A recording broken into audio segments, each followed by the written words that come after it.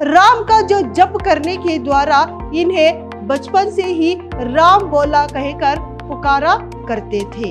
समस्त पक्षों पर इन्होंने प्रकाश डाला है। इस तरह इन्होंने इस दोहे में बताया गया है, मैं जातक पक्षी की तरह उनकी वो बूंद को स्वीकार करने वाला एक भक्त हूँ कहकर वो इस पंक्तियों में बताते हैं। गुस्सा हो आपके पास और मद और नशीलापन रहो तो इस तरह के जो गुण आपके पास रहेंगे तो आप कुछ भी ज्ञानी बन जाओगे।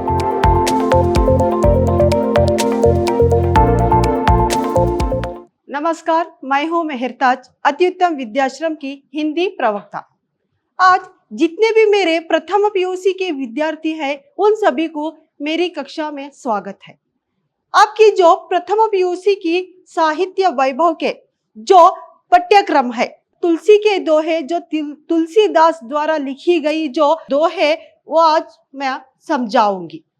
तो सबसे पहले हम जो तुलसी के दोहे लिखे हुए तुलसीदास का परिचय करवाऊंगी। तुलसीदास जी कवि का नाम है और उनका जन्म काशी में सन 1532 में उनका जन्म होता है और इन्हें प्रमुखता से कवि कहकर बताया जाता है क्योंकि इन्होंने जो लिखी हुई जो दोहे वचना के द्वारा लिखी गई है। जैसा ज्यादा से ज्यादा इन्होंने राम पर जो राम के एक भक्त कवि थे और दूसरा है बचपन से ही इन्होंने राम का जो जप करते थे, तो राम का जो जप करने के द्वारा इन्हें बचपन से ही राम बोला कहकर पुकारा करते थे। जो इन्होंने बड़े हुए तभी इन्हें अपनी ज्यादा से ज्यादा राम पर अतीत भक्ति का प्राप्त ज्यादा हो गया और इनके पिता का नाम आत्माराम और माता का नाम तुलसी देवी है और इनके जो प्रमुख रचनाएं इस तरह है, रामचरित मानस, विनय पत्रिका, कवितावली, गीतावली, जानकी मंगल और दोहावली इनके प्रमुख रचनाएं हैं और इनका मृत्यु 1623 में मृत्यु होता है। और देखिए यहाँ पर इन्होंने जो दोहे में प्रस्तुत इस कविता में बताना चाहते हैं कि किस तरह इन्हें राम पर भरोसा होता है, भगवान का एक प्राप्त करते हैं कहकर इस दोहे में बताया गया है। तो देखिए इस प्रस्तुत दोहे में क्या बता रहे, आपका अवधि और ब्रज भाषा पर समान अधिकार था और प्रस्तुत दोहे में राम भक्ति का नीति, सदाचार, विनय, दान एवं जीवन के समस्त पक्षों पर प्रकाश डाला है। तो इस तरह ने समस्त पक्षों पर इन्होंने प्रकाश डाला है। इस तरह इन्होंने इस दोहे में बताया गया है। और तो आइए देखिए आपके जो पहला जो पंक्ति में क्या बताना चाहते हैं। तो देखिए, एक भरोसो, एक बल, एक आस विश्वास, स्वाति सलील रघुनाथ जस, चातक तुलसीदास।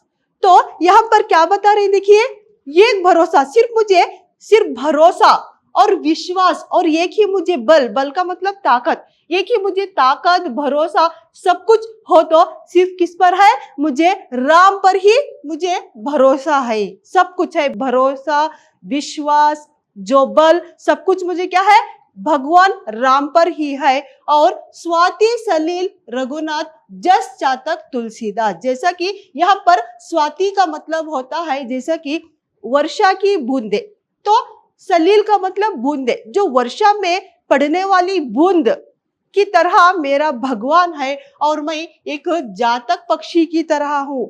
जैसे कि जातक पक्षी की विशेषता इस तरह है कि जब वर्षा में बूंदे पड़ती है तब वो बूंदे के पानी ही वो पीता है। तो इसी तरह ये भक्त जो तुलसीदास जी बता रहे हैं कि मैं सिर्फ वो राम का ही एक भक्त कवि हूँ, क्योंकि मैं जातक पक्षी हूँ। तो ये स्वाति सलील है, जैसा कि जो वर्षा में पड़ने वाली एक बूंद की तरह भगवान हो, तो मैं जातक पक्षी की तरह उनकी वो बूंद को स्वीकार करने वाला एक भक्त हूँ कहकर वो इस पंक्तियों में बताते हैं। तो अगली पंक्ति देखिए, जगते 36 है रामचरण 6:3। तो यहाँ पर क्या बता रहे हैं, तुलसी देख विचार ही है यहाँ मत प्रवीण। प्रवीण का मतलब होता है प्रवीण। तो यहाँ पर बता रहे कि आप जग पर, तो जग पर आप सिर्फ 36 उम्मीदें रखना चाहिए और राम पर 6:3 इस तरह की एक उम्मीद रखना चाहिए कहकर यहाँ पर तुलसीदास जी बता रहे हैं। और देखिए, देखो विचार ही यह मतो प्रवीण, जो इस विचार को समझ जाएगा वही सबसे बड़ा प्रवीण व्यक्ति बन जाएगा कहकर बता रहे। इसका मतलब है कि भगवान को जो पसंद करने वाला, जो संसार में क्या है 36 तरह की एक उदासीनता, सिर्फ भरोसा रखना चाहिए और क्या है 6:3 की तरह भगवान पर एक प्रेम दिखाना चाहिए। तो संसार में सिर्फ 36 का एक तरह का प्रेम दिखाना चाहिए, लेकिन भगवान पर 6:3 का एक प्रेम हमें दिखाना चाहिए। और जो प्रेम को वो समझेगा, जो भगवान को सही तरीके से वो समझेगा, वही सबसे बड़ा प्रवीण हो सकता है कहकर इस पंक्ति में बताते हैं। तो देखिए अगली पंक्ति में क्या बता रहे, तुलसी संत सुअंब तरो पुली पलही पर हेत, इतते ये पाहन इहतन उतते वे फल देत। तुलसी यहाँ पर बता रहे जैसा कि संत, यहाँ पर संत का मतलब साधु लोग, जो साधु लोग की तरह यहाँ पर क्या बोलते, आम का पेड़, सुअंब का मतलब जो आम का मीठा जो फल देने वाला जो पेड़ होता है, वो पेड़ जो देने वाला ये फल क्या होता है, कितने भी आप पत्थर मार लो, जैसे कि यहाँ पर क्या बोल, तरु, तरु का मतलब पेड़, पुली का मतलब क्या होता है पत्थर, तो पलही का मतलब मारना। जैसा कि तुम कितने भी उस आम के जो फल देने वाले पेड़ को कितने बार भी तुम पत्थर फेंक दो, लेकिन उसके बदले में वो फल ही देगा, आपको कोई भी नुकसान नहीं पहुंचाएगा। जैसे ही इतते ये पहन इतना उतते वे फल देता। तो क्या बता रहे हैं पर, इतते जितना आप उसको मारेंगे उतना ही वो फल देगा। जैसा कि यहाँ पर आम के जो पेड़ को तुलना कर रहे हैं साधु लोगों को, जैसे कि साधु लोग की आप कितना भी निंदा कर लीजिए, कितना भी उसको पत्थर फेंकिए, कुछ भी बताइए, लेकिन वो आप कुछ भी उसके बारे में शिकायत कर लीजिए, लेकिन वो कभी भी बदले में आपका भला ही सोचेगा, बुरा कभी भी नहीं सोचेगा। जो बुरा व्यक्ति क्या करता है, जो आप पत्थर फेंकते हो तो आपका बुरा ही सोचता है, लेकिन अच्छा एक साधु व्यक्ति क्या करता है, जितना भी उस पर बुराई करे, जितना भी उसकी शिकायत करे, सिर्फ आपका भला सोचता है, आपका अच्छा ही गुण देखता है कहकर इस दो पंक्ति में बता रहे हैं। तो अगली पंक्ति देखिए, तुलसी का एक खेत है मनसा भाव किसान, पाप पुण्य दोऊ बीज है बुआई सो लुनई निदान। तो यहाँ पर बता रहे हैं कि तुलसीदास जी खेत, काय का मतलब होता है शरीर, और दूसरा मनना भयो किसान, जो मनना का मतलब जैसे कि भयो भाना, तो मनसा का मतलब जो हमारा मनस, जो हमारा हृदय। तो जैसे कि यहाँ पर बता रहे कि हमारा जो आत्मा, जो हमारा शरीर को किस तरह ये तुलना के, शरीर को एक खेत की तरह तुलन करके रखे हैं, और दूसरा है जो किसान, किसान को जो क्या किया है, बीज की तरह, मनस की तरह एक क्या किया है, तुलना करके रखा है। जब किसान जो अपनी खेती में किस तरह की बीज डालता है, उसी तरह का पेड़ लेता है, पेड़ पाता है, उसी तरह का फल पाता है। तो यही यहाँ पर बताना चाहते हैं कि तुलसीदास जी जिस तरह अपने जीवन में अच्छे गुणों स्वीकार करते ही, उसी तरह ही आपका गुण भी अच्छे होते हैं, उसी तरह ही आपको अच्छे गुण ही मिलते हैं। जिस तरह आप दूसरों से द्वेष करते हैं, उसी तरह दूसरों से भी क्या होते हैं, दुश्मनी आपकी बनती है। तो यही इस पंक्ति का विशेषता बता रहे हैं। तो देखिए अगली पंक्ति में क्या बताना चाहते हैं, मधुर वचन ते जात मिटाए उत्तम जन अभिमान, तनक शीत जल सौ मिटे जैसे दूध उफान। तो यहाँ पर देखिए, यहाँ पर दूध दिखा रहा है, यहाँ पर जैसे कि अब उबलता हुआ जैसा कि उफ होता हुआ जो दूध पर थोड़ा सा एक ठंडा पानी, 2 बूंद ठंडा पानी डालने से वो क्या होता है, उफना बंद हो जाता है। इसी तरह जो गुस्से वाला व्यक्ति रहता है, बहुत ज्यादा गुस्सा करना दुश्मन रहता है, उस व्यक्ति के साथ जो आप मीठे वचन करोगे तो वो जरूर क्या होगा, खत्म हो जाएगा, जैसा कि दूध की तरह वो ठंडा हो जाएगा। तो यहाँ पर यही बताना चाहते हैं कि तो मधुर वचन, मधुर का मतलब मीठे, जब आप जो बहुत ज्यादा गुस्सा होता है उस व्यक्ति के साथ अभिमान, अभिमान का मतलब ज्यादा गुस्सा होना, वो गुस्सा अहंकार के जो व्यक्ति रहता है उस अहंकार के व्यक्ति के साथ आप थोड़े से 2 मधुर वचन करोगे तो क्या होगा, वो ठीक तरह से शांत हो जाएगा, आपके साथ सही तरह से बर्ताव करेगा, कहकर इस 2 पंक्ति में बताना चाहते हैं। तो देखिए अगली पंक्ति, तुलसी यही संसार में भांति भांति के लोग, सब सो हिल मिल बोलिए नदी नाव संयोग। तो यहाँ पर तुलसीदास जी ये बताना चाहते हैं कि जब अब या जग में, इस लोक में तरह तरह के व्यक्ति रहते हैं, तरह तरह के जाति के व्यक्ति रहते हैं, तरह तरह के अमीर या गरीब, कोई भी नीच या ऊंच जाति के, इस तरह के तरह तरह के व्यक्ति रहते हैं। इस तरह तरह के व्यक्ति के साथ आप किस तरह रहना चाहिए, मिलजुल के बातें करना चाहिए, उनके साथ मिलजुल कर रहना चाहिए। जैसा कि देखिए जो यहाँ पर जहाज और जो पानी दोनों किस तरह मिलजुल कर रहते हैं, जैसा कि जहाज इसके पानी के जरिए से, जो पानी के जरिए से जहाज क्या होती है, एक पार से दूसरी पार तक किस तरह पहुंचती है, उसी तरह हम भी दूसरों के साथ मिलजुल कर रहने से हमारा जो सुख और दुख समाप्त हो जाता है, कहकर इस 2 पंक्ति में बताते हैं।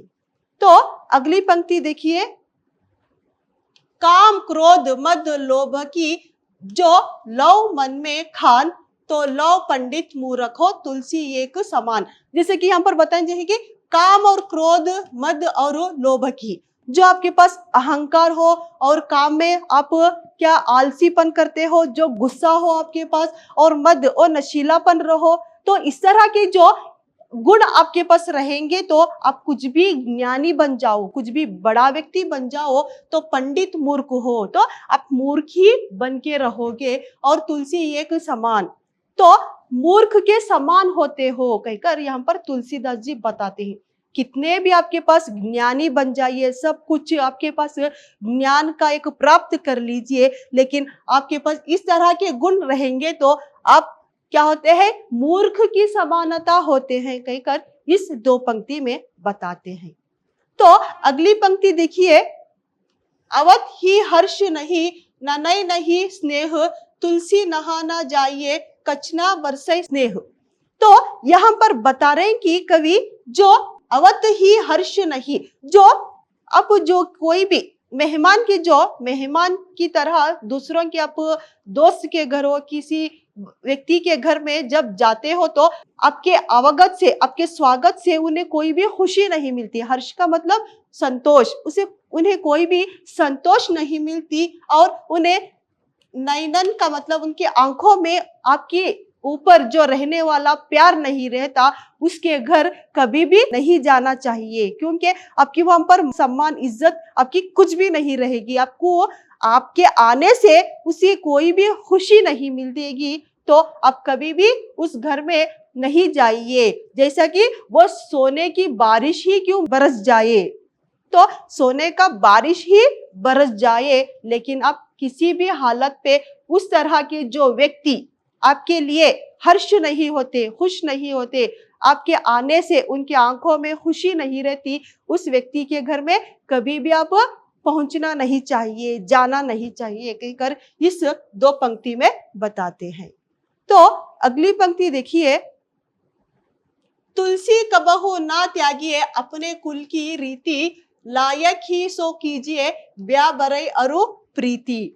तो तुलसीदास जी इस तरह बता रहे हैं कि अपना जो कुल को मत त्यागिए। कुल का मतलब जैसे कि आपके जो अच्छे गुण है, अच्छा रीति, आपका जो बर्ताव है, उस बर्ताव को कभी भी किसी के साथ मत त्यागिए, क्योंकि इस त्यागने के बावजूद उसका वो व्यक्ति क्या करता है, आपके साथ गलत तरीके से बर्ताव करेगा। तो इसी तरह बता रहे हैं कि अब किसी के साथ मत त्यागिए। और दूसरा क्या है, ब्या बरई और प्रीति। जो बरई का मतलब होता है दुश्मन, जो ऐसी तरह की एक व्यक्ति के साथ दुश्मनी करना चाहिए कि आपके बराबर का जो व्यक्ति हो उसी के साथ ही दुश्मनी करना चाहिए और आपके बराबर के व्यक्ति के साथ ही ब्याह करना चाहिए। और दूसरा क्या है, उसके साथ ही आपके बराबर के व्यक्ति के साथ ही प्रेम करना चाहिए कहकर बताते। तो इसका मतलब है कि जो अपने कुल को, आपके जो गुणों को किसी के साथ मत त्यागिए, क्योंकि आपके बराबर का जो व्यक्ति नहीं रहता है लेकिन उसके सामने आप सर झुका के रहना, वो सब आपके लिए सही नहीं रहेगा। तो इसलिए किसी के पास अपना जो कुल को मत त्यागिए और दूसरों के, आपके बराबर के जो व्यक्तियों के साथ ही ब्याह कीजिए, दुश्मनी कीजिए, प्रेम कीजिए कहकर इस 2 पंक्ति में बताते हैं। तो अगली पंक्ति देखिए, बिना तेज के पुरुष की अवश्य अवज्ञा होय, अग्नि बुझा होय रखो आप छुआए सब होय। तो यहाँ पर देखिए, यहाँ क्या बता रहे, तेज पुरुष, जैसे कि यहाँ जो तेज जो रहता है, बहुत ज्यादा शक्तिशाल रहता है, उस व्यक्ति को कोई भी छू नहीं सकता, उसका कोई भी सामना नहीं कर सकता। आग, जलता हुआ आग को कोई भी छूने से डरता है, लेकिन क्या करता है, जो राख को क्या करता है, अपने हाथों में छू लेता है। तो यही यहाँ पर बताते हैं कि जैसा राख को हाथ में छूता है लेकिन आग को किसी भी हालत से वो छू नहीं सकता, इसी तरह जो बलवान व्यक्ति, शक्तिशाल जो व्यक्ति रहता है, धैर्यवंत व्यक्ति रहता है, उसका कोई भी सामना नहीं कर सकता। जब आप बलहीन बन जाओगे तो आपको क्या करेगा, कोई भी आपको ऐसे ही ठेल के चले जाएगा, आगे आपका सामना करके चले जाएगा, जैसे राख की तरह कहकर इस 2 पंक्ति में बताते हैं। इन्होंने इस पूरी पंक्तियों में ये बताना चाहते हैं कि हम अपने गुणों को अच्छी तरह से समझना चाहिए और भगवान के लिए सिर्फ त्याग करना चाहिए। इस संसार के लिए हम कभी भी त्याग नहीं करना चाहिए और हमारे जो बुरे गुणों को छोड़ के अच्छे गुणों को स्वीकार करना चाहिए कहकर इस पूरी पंक्तियों में तुलसीदास जी बताते हैं। धन्यवाद।